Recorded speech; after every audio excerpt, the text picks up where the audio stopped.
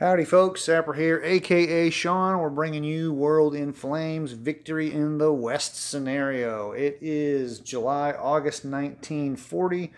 It is the 6th impulse of July, August, and it is an Allied impulse. So I took a combined action for the Allies, and I've conducted basically the movements. There's not really a whole lot of movement choices anymore, because the Germans, they did push to the outskirts of Paris, but then the Allies got really, really lucky right here and managed to push or destroy the two mechanized infantry corps that were here.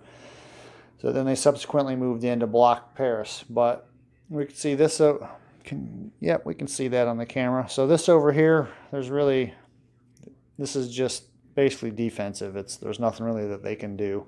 I mean, you could attack, but the odds would be so terrible that it's really not worth it. So basically, we'll just be kind of like a speed bump. And then because I took the combined move, because I wanted to get some shore bombardment into the game. So these four naval units were in the North Sea in the number 4 box. And I've really been wanting to do some shore bombardment and try that out.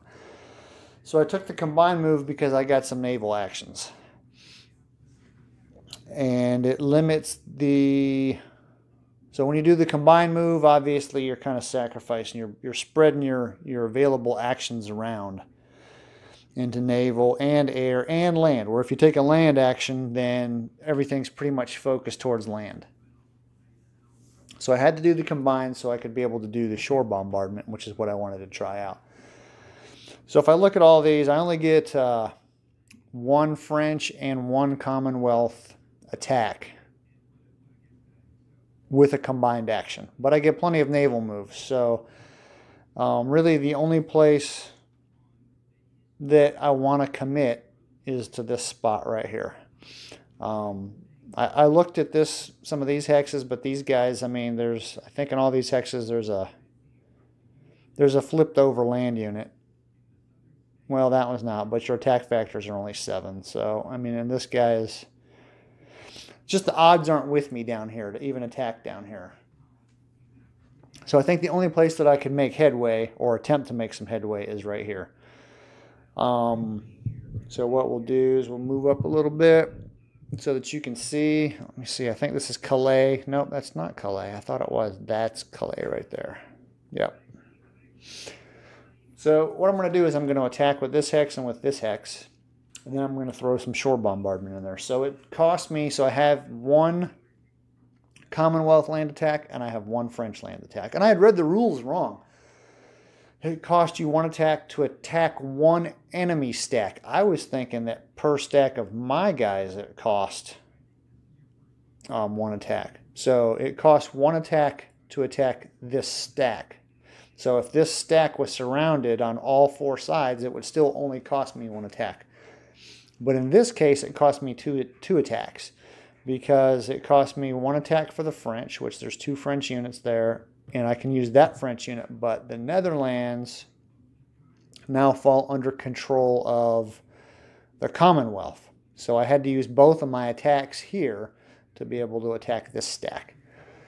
So basically, you add up all of your attack factors, and it ends up being 20 to 16. So I have 20 attack factors between these 2 hexes, and I have 16 attack factors here. These are some pretty good German infantry corps right here. And then I use my naval units. I can use 1 surface combat ship. I believe that's what the term for these is. 1 surface combat ship per attacking unit. So I have 4 attacking units, so I can use 4 surface combat ships, which I happen to have 4 in this box right here. And then you see the number up here in the top. So it costs more movement points. Like if you enter this, it costs you more movement points to get to the 4. And I had used some of my naval moves over the turns to get to the 4 box. And basically what that does, that gives you a benefit. So if I'm not mistaken, I believe this number in the top corner is subtracted from your bombardment factor. So I guess you could look at it as if you made it to this box, you're like maybe closer to shore, or these guys are more actively patrolling. I don't know how you want to justify that in your head, but I kind of look at it like maybe they're more actively patrolling. They're more receptive to being able to perform actions by being in this box. But if you're in a lower box, then you would subtract this number here from your bombardment factor. So if I happen to have my guys in this box here, then the bombardment factor would be 4, 3, 2, 2. And then the asterisk, I think, has something to do...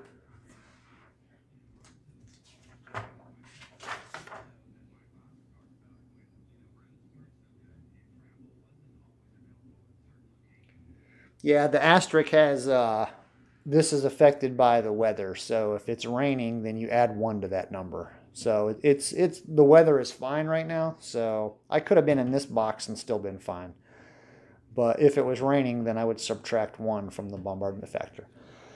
So adding all these factors up, I have a total of plus 15. So that's plus 15 to my combat factor. So now instead of 20 to 16, we're now looking at 35 to 16, which gives me 2-to-1 odds with a remainder. So, and these combat factors here can't be greater than the combat factors here. So let's say I have 20 combat factors here. If I had 21 combat factors here, that extra combat factor would be thrown out. So I could only add as many combat factors of naval as I have of land. So that's kind of how that works. So 35 to 16, that's 2-to-1. So then 3 divided by 16 is 0.18, which is 10%. So there's that fractional modifier. This is one of the things that I don't like is you need a calculator to play. I mean, not every situation you need a calculator, but you need a calculator for this game, and I don't like that. I don't think you should have to have a calculator to play a war game. I mean, I've played the Next War series. You don't need a calculator. Main Battle Tank, that game is like super crunchy, and you don't need a calculator. Of course, the charts are out of this world, but you don't need a calculator. This game, you actually need a calculator sometimes for odds and all that. So with the fractional odds, that gives me...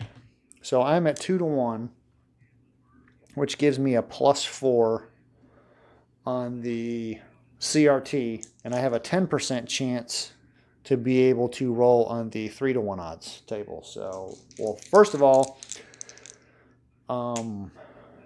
let me see if we get that 10%, and we do. So that is a 3%. So I got lucky with those fractional odds, and now I go to the 3-to-1 chart. So we'll move to here. So as you can see here, 2-to-1 was plus 4. Now I go to the 3-to-1. Oh, my hand is in the way. Look at that. So 2-to-1 is here at plus 4. And now because I was lucky on the fractional, I get a plus 6 to the DRM. I could actually use Blitz if I wanted to.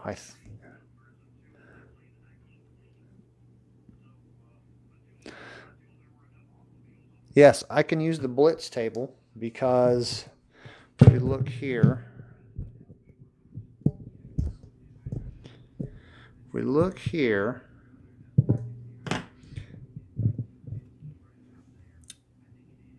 the defender has nothing but leg infantry and the attacker has 1 armor.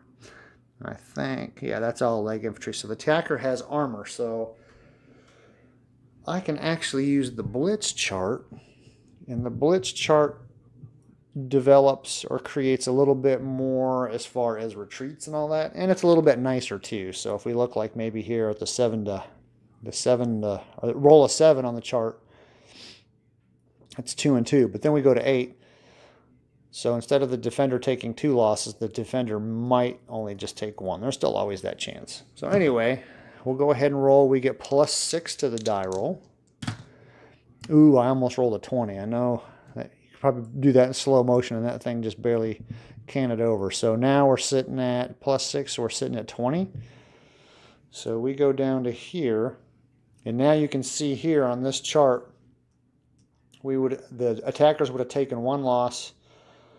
The defenders take 2 losses and are shattered, but here instead,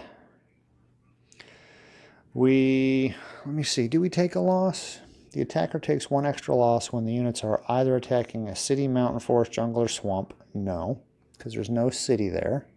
No, that is a clear hex. Or all the land units are attacking across the river. No. A clear or desert hex containing any defending armor headquarters, or mech. No. So we don't take a loss at all. And there's a breakthrough. So it might have been almost better to have the assault, because then I would have been able to destroy both those infantry units. But as it stands, there will be a breakthrough. Half of my attack units don't get flipped. So the breakthrough,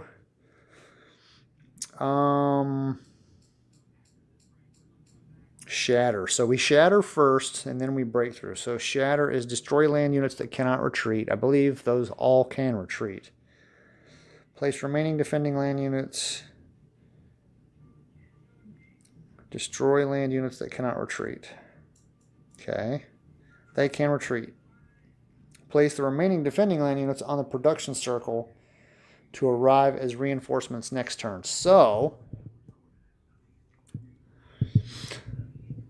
these guys can retreat. So we don't destroy any of those. But the remaining units, which are both of those, they go on the production circle. So rather than retreating, they get kicked over to the production circle. So we will put them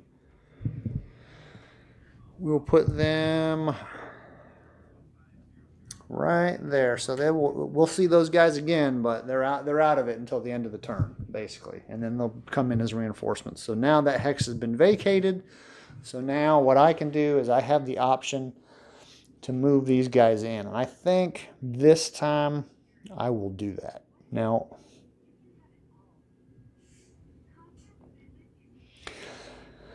here's the thing. If I don't move them in, the next turn the Germans will be able to move in there, and they will be able to attack this hex from here and from here. So it would look something like this. They would go into there, and then I would be able to attack from 2 different hexes. But I will move these guys in, and now they won't be able to do that. Am I sacrificing these guys? Or these guys? So these guys will be able to be attacked by both of those. I will probably lose both of those, but I'm buying myself time, basically. You kind of have to look at it like this, right? Like that, is I'm buying myself time. So all these ships, they go back here. They've been flipped because they've been used. It doesn't really matter, I don't think, because, well, I mean, it does matter. I won't be able to use them again, but I don't know if I would have used them again. And that, so there we go. So that was actually a pretty successful turn for the Allies. The Allies have gotten pretty lucky, I think, on a couple of occasions. So that was the combat for this thing. I don't think I'm going to do anything. Oh, you know what I forgot to do? I forgot to flip. I get to keep half of them. We'll give these Netherland boys a... We'll throw the Netherlands a bone. They got kicked out of their country. They want some payback.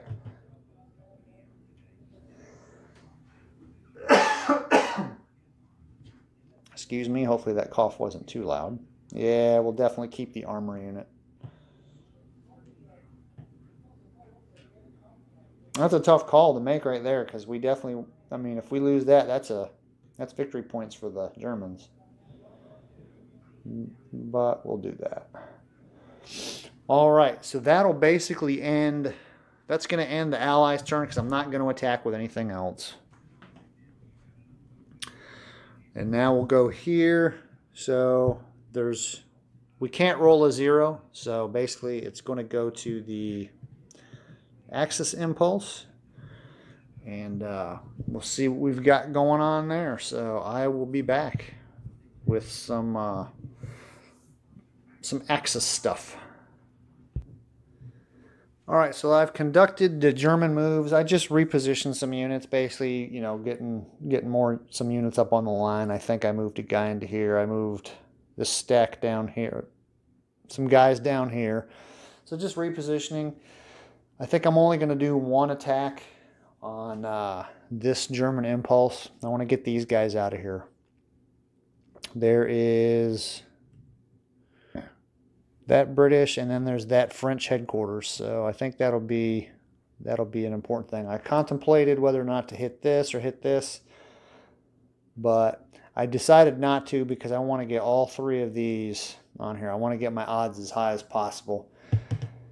And it works out to, let's see, 42-13, which is 4-to-1 odds. And then we have the face down headquarters, which is another +2 for me.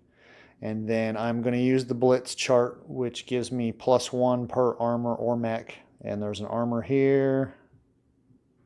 There's a mech there, and I think there's a mech here. Or no, an armor there. So that gives me another +3. So basically I'm looking at a 4-to-1.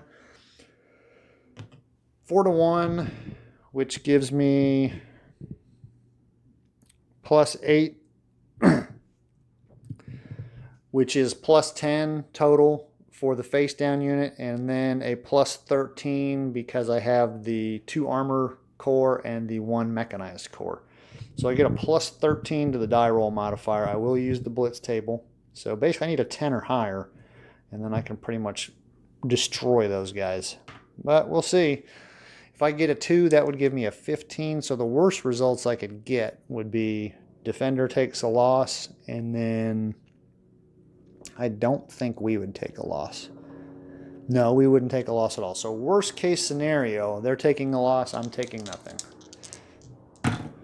So that's a 10 plus 13 is 23. That is the max. That's the best possible result I could get on that chart. So we're looking at that. So I lose nothing. All of my attacking units stay face up. He loses 2, plus I get a breakthrough.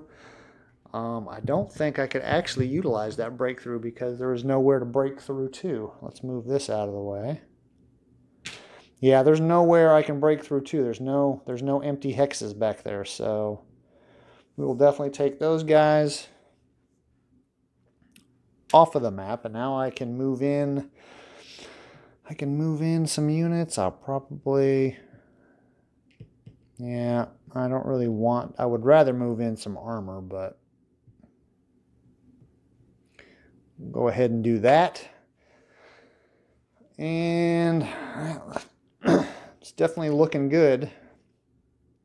Now, did we want to? I mean, I still have some attacks left. That was only, I have unlimited attacks because I took a land action, but these guys have already committed. These guys have committed, and these guys have committed. So they can't attack again. But what do we have here? We've got, let's see, what's that? He is a 4. So there's 8 attack factors to my 13. 8 to 13. That's 1-to-1 odds pretty much. I don't think I want to do that. It would be nice to be able to get rid of these guys, and that way I would get 1, 2, 3. I could get 3 hexes worth of stuff there, but I don't think that's going to happen. So I think I'm going to call that good for the German impulse. And if I roll a 1, then 1940, I was going to say 1940 is over with. 1940 is not over with. August 1940 is over.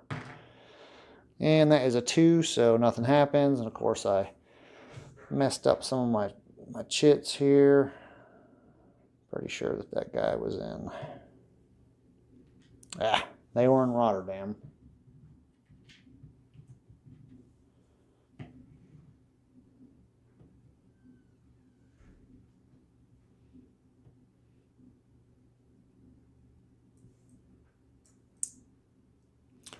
All right, it is the Allies' turn.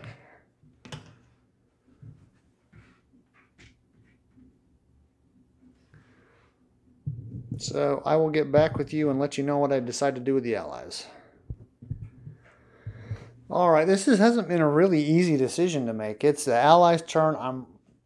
I'm most likely I'm going to take a pass action because I'm not going to attack anybody because there's a face down unit here, face down unit, face down unit, face down, face down. Everybody's face down, right? There's a face down unit here. And those units are just so pathetic that I can't do anything. And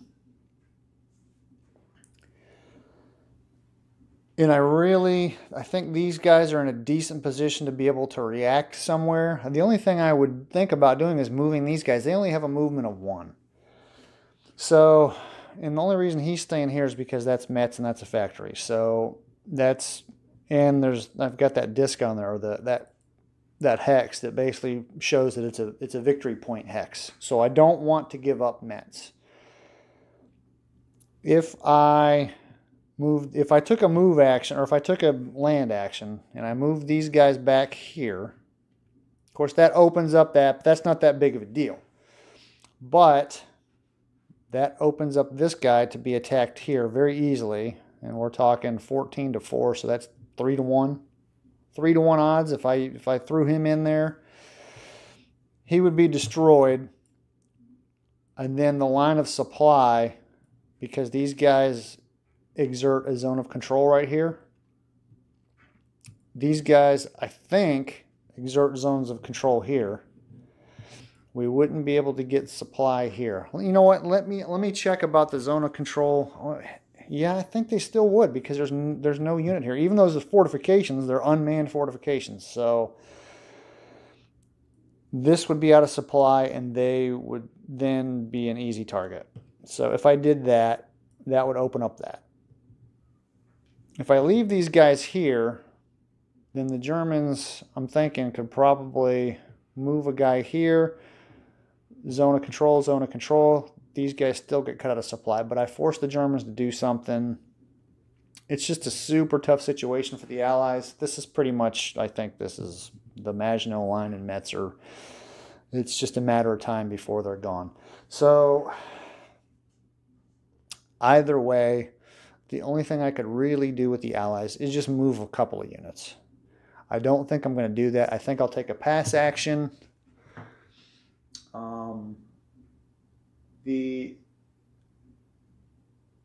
I need to roll a 2 or less to end the July-August, so I'll go ahead and roll. We'll see if we get a 2 or less. Got a 7, so it goes to the Axis. Now, if the Axis passed, I believe, I'd have to look, but I think if we have 2 passes in a row, I think it would also end July-August. But the Axis aren't going to end this impulse. So I'll let you know what happens. All right, so I've just conducted the Germans' move. I jostled, I think, just a couple of units around. I basically moved these guys down here and then bumped a guy and then bumped a guy. So there was this guy was here and this guy was here, so I moved them down, and this guy was, I think, up here. So basically just kind of moving guys down. So now I've cut, because he exerts a zone of control, I've cut this line of supply off. So these guys are now out of supply. What does that mean? A land unit that is out of supply cannot attack, is turned face down if it moves, and face down defends with 3 combat factors if it is a white print, core size unit, or a 1 if not. And can't provide headquarters support. So they still have their normal movement allowance, which in this case is 1. They still exert a zone of control themselves. But, so basically what does that mean is they just can't attack. They weren't really attacking anyway, but I was just trying to cut them off. They don't go face down.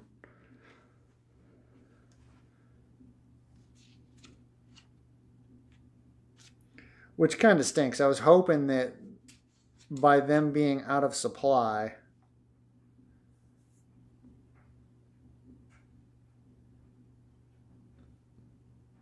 would cause them to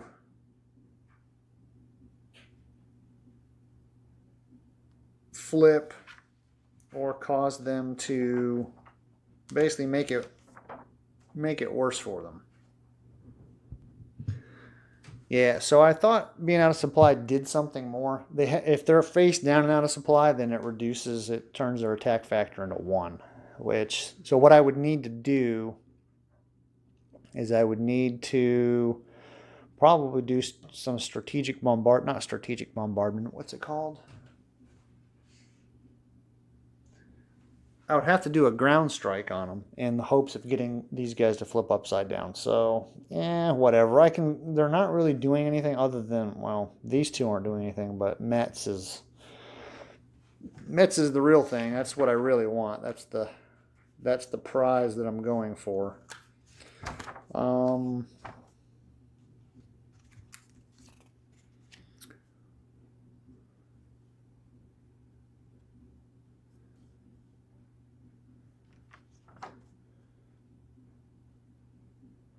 And if they move, if I could force them to move, and then they would end up flipping upside down. But what I'm going to do is I'm only going to do 1 attack this turn. I'm going to attack with both of these guys. It looks like it's going to be 3-to-1 odds. So that gives me +8. The +8, normally 3-to-1 is +6, but the +8 I'm going to get because there's a face down unit there, so that's +1. Then if I want to use blitz, I think I'm just going to use the +8, so 3-to-1, so that is +8. Yeah, I'll use the blitz. So that'll give me +1 because I have armor unit. Yep, just 1 armor unit. So that'll give me +1, so that's +9. So 3-to-1 +9. I have a 60% chance of bumping the odds up. So we'll roll this 6 or lower. Nope. So I don't bump it up to 4-to-1 odds. So we're getting +9 to the die roll. So that is 13. That's 22. That's good. So we're going to get none of those guys flip over. They're going to take 1 loss. Well,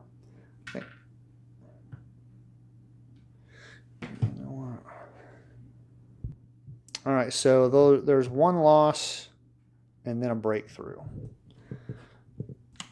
So it really doesn't matter. We'll lose the Nederlander.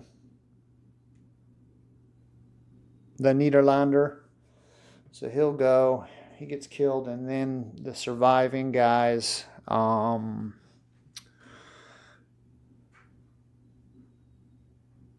He can retreat, but we put him on the production chart. So he goes on the production chart. And then I can advance after combat. And I could do that because it's a breakthrough. And I could do that, which I'm not crazy about, but that's a risky maneuver. What do we have here? Oh, he's upside down. Yeah, it's probably not going to happen. So there we go. So let's just kind of show, these are the losses that we've taken in July and August. There's been pretty heavy losses, so it's kind of surprising. Netherlands and Belgium, and then the UK, that was a big loss for them. France has taken a pretty heavy hit. Germany's taken, these two were a surprise. But we've lost 3 planes. These are all fighters. So those are the losses so far. And then let's see here. So I think that's going to be it for the Axis. So if we roll a 3 or lower, then July, August is over. That's a 1, so July and August is over. All right, so end of turn. So now we're doing end of turn stuff. So what we'll do is we'll check for partisans. So what we do is we go over to this table here. We roll the die to see where partisan activity is. So 8. So partisan activity occurs in Greece, Spain, Hungary, France, Yugoslavia, Portugal, South America. I think that's Northeast Indies, and then India. So none of those countries have been conquered. Had we rolled a 3, we would check to see if partisans appear in France. And then there's another one on here somewhere that I saw, Netherlands. Yeah, right here. So if we had rolled a 4, then they would appear in the Netherlands. But there's no partisan activity, so that's a good thing. So had we had partisan activity, then we go to the map, and that's what these little fists are. So we would have to roll under that number. So for example, if the Netherlands had partisan activity, we'd have to roll a 1 or a 2 to see if partisans show up.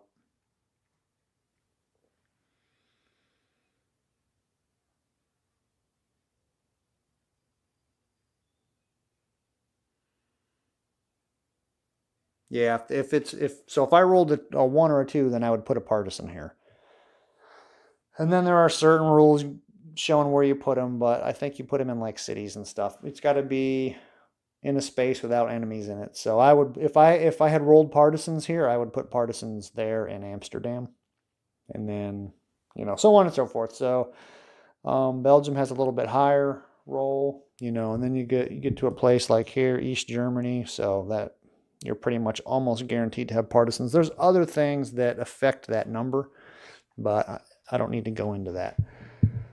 U.S. entry, we're not playing with U.S. entry, so I can just skip that, return to base. So seaplanes and ships can go to base. There's no seaplanes that are out, but I do have those 4 battleships in the North Sea, which I'm going to leave there, so that doesn't have to happen. Final reorg, let's see what that is. Turn all face down units face up. So let me go ahead and do that, and then I will be back. All right, I have just gone over the production. So basically what you have to do is on your turn, or for your side, you have to add up, you have to count. You have to count up all your factories. So that's 3 factories. They're red, so there's a difference between red and blue factories. So the smokestacks, and you can't find this anywhere in the rules either. So the number of smokestacks is actually the number of factories. You kind of have to just figure it out, which I think is another failure, but whatever. So there's 3 factories there, 1 factory, and this is a combination. There's 1 red, 1 blue factory. So you add all those up in your country. Germany.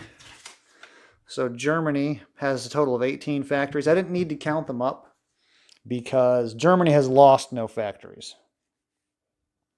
And in fact, they've actually gained 1. So the cubes here, so the blue cube represents blue factories that they've captured. The red cube represents a red factory that they've captured. And then the orange cube represents resources that they've captured. Basically the way, so if you capture a red factory, then you can use it. But a blue factory only works for you if it's in your home country. So basically by capturing a blue factory, I don't get to use the production of the blue factory, but I get to deny it to my opponent. So, but the Netherlands, the Commonwealth in this particular scenario doesn't have to worry about factories. They get a set number of build points. They get 6 build points per turn, and that's just set. So I don't have to worry about, all those tons of factories in England and the factories that they've lost here. I don't have to count that stuff up. So the Germans, actually, I think I did that wrong. The Germans they started with 18 factories and 18 resources. They've captured 1 red factory, 2 blue factories, and 4 resources. So to figure out how many build points you get, can you get all the resources that you have to a factory?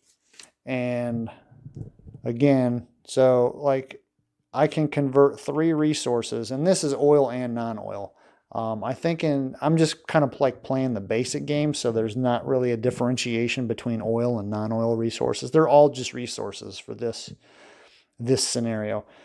So I can only convert 3 resources here. I can only convert 1 resource here, so you kind of get the picture there. But can I get all of my resources to a factory to convert them? Yes, I can. I don't have partisans or anything like that in Germany.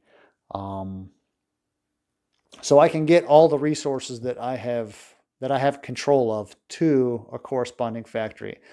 And then you have your production modifier, which in this scenario is 0.75. So you take 18 times 0.75, which gives you 13.5, rounded up to 14. So I have 14 build points for Germany. And then for France, I have 14 factories and 7 resources. France has lost 2 resources. And then they really can't utilize that factory to do anything, but it doesn't matter for France right now because we have more France has more factories than resources. So I only have 7 resources, so that's all I can produce. So I take the 7 times 0.75, which gives me 5.25 build points, which you round down. So France has 5 build points. So then we go over to here. This is kind of like my homemade little chart here. So, and here's your production modifier. The production modifier is set in this scenario. Now, over the course of, if we were doing the whole war, that production modifier would go up over time because it basically represents each country ramping up their production. But because this is only a 6-month scenario, the production modifier is set at 0.75 for both France and Germany.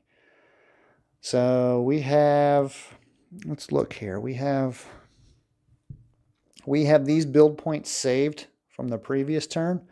So what did I say? Germany has 14. So they now, let me make sure I'm on Germany. I'm not on Germany. So Germany had 6, so they have 14 plus the 6. And then France had 5 plus the 2, and then the UK receives 6 automatically. So that's what we have for build points. So it looks like we have 7, 7, and then 20 that we can spend on buying units. Those are the reinforcements that we have coming in. So that's pretty much, that's the production. I'm sure I probably screwed something up, but I think I got it for the most part mostly right. Intel phase we're not going to do because it's optional. Peace, we're not going to do that yet because I have not captured Paris, which is the goal of this particular scenario. Factory, facility, and oil destruction, that's optional. I'm not doing that. And then I'm not going to call for a victory check. So basically now what we do, oops, I keep hitting the camera. Now we go to the reinforcement stage.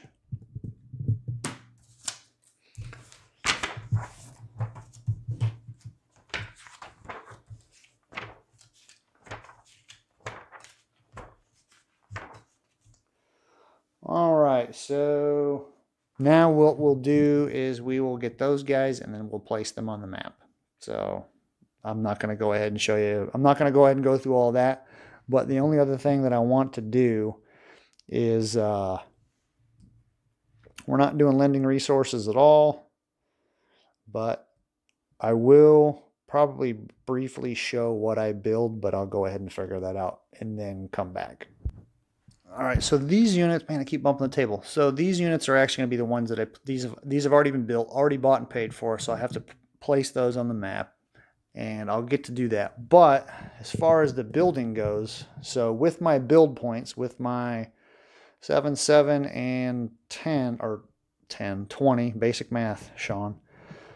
With my build points, that's how I buy new units. So here's your force pools, and you have to separate your force pools by infantry, mechanized, your militias, your motorized, your armor, your infantry headquarters, your armor headquarters, and there's even more. So there's also the aircraft, there's also the naval build pools. These are just the ones, because this is a small scenario, you don't see all of the different units.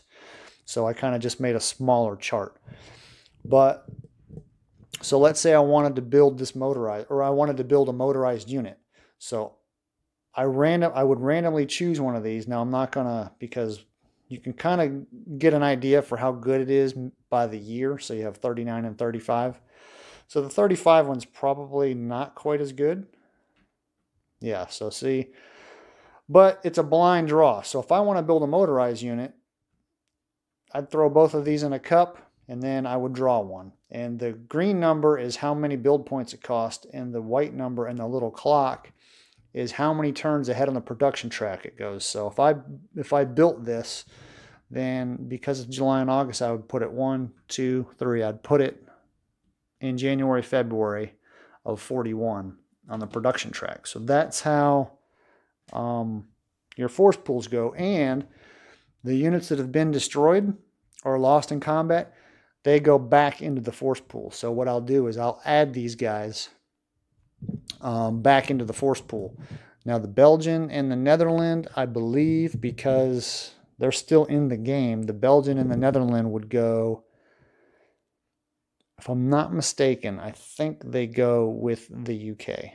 So that's kind of how the force pools work, and that's how the build points work. So it's going to take me a while to figure out, kind of what I want to build. At least with the UK and France, it's kind of like, okay, it's just how long can we delay the inevitable? So we've only got, infantry can be built in 2 turns. So we would get that by November and December. So it doesn't make any sense. There's no point in building armor units because they won't be built in time.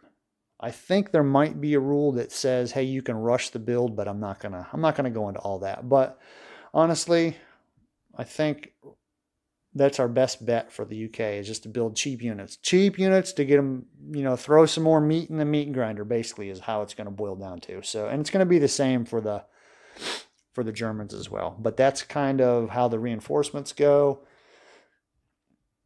and the build points. So that's that stage. Lending resources we're not going to do. And then we just go into initiative and then weather, and then we just rinse and repeat. So I know this has probably been a long video, but I kind of covered a lot, especially with the end of the turn stuff. So hey, thanks for watching.